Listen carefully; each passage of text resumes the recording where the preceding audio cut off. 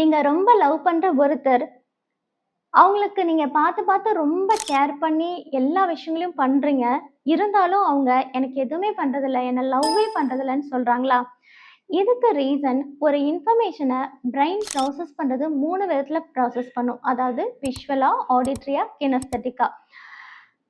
ஒவ்வொருத்தருக்கும் ஒவ்வொரு மொடாலிட்டி ஹையா இருக்கும். சில பேர் விஷுவல் பெர்சனா இருப்பாங்க. சில பேர் ஆடிட்டரியா, கினஸ்தெடிக்கா இருப்பாங்க.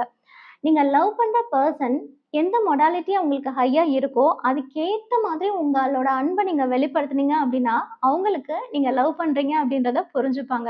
இப்ப ஃபார் எக்ஸாம்பிள் நீங்க ஆடிட்டரி பெர்சனா இருக்கீங்க. நீங்க லவ் பண்ற பெர்சனோ, ஸ்பௌஸோ விஷுவலா இருக்காங்க அப்டின்னாக்க, அவங்களுக்கு வார்த்தைகள்னால "ஐ லவ் யூ" அப்டின்னு சொல்லி நீங்க ஹக் பண்ணீங்க அப்டின்னா, அது லவ்வா தெரியாது. அவங்களுக்கு ஒரு கிஃப்ட் பண்ணிட்டு, ஓகே விஷுவல் பெர்சனுக்கு கிஃப்ட்ஸ் தான் ரொம்ப பிடிக்கும்.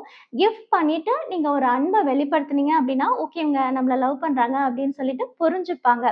அதாவது விஷுவல் பெர்சனா இருந்தா கிஃப்ட் குடுக்கலாம். ஆடிட்டரி பெர்சனா இருந்தா நீங்க வார்த்தைகள்னால அன்ப வெளிப்படுத்தினாலே போதும். கினஸ்தெடிக் அப்டின்னா ஹக், ஒரு வாக் கை புடிச்சு ஒரு வாக் பண்றது இது எல்லாமே நடக்கும். நீங்க கேட்கலாம், எனக்கு எதுவுமே தெரியலையே, அவங்க எந்த கைண்ட் ஆஃப் பெர்சன்னு தெரியலன்னு சொல்லி நீங்க நெனச்சீங்க அப்டின்னு சொன்னாக்கா, இத 3மே பண்ணி பாத்துருங்க. அதாவது கிஃப்ட்ட வாங்கிட்டு உங்க லவ்வ வார்த்தைகள்னால வெளிப்படுத்திட்டு ஒரு ஹக்க பண்ணிட்டீங்க அப்டின்னு சொன்னாக்கா, அவங்க ரொம்ப ஹாப்பி ஆயிடுவாங்க.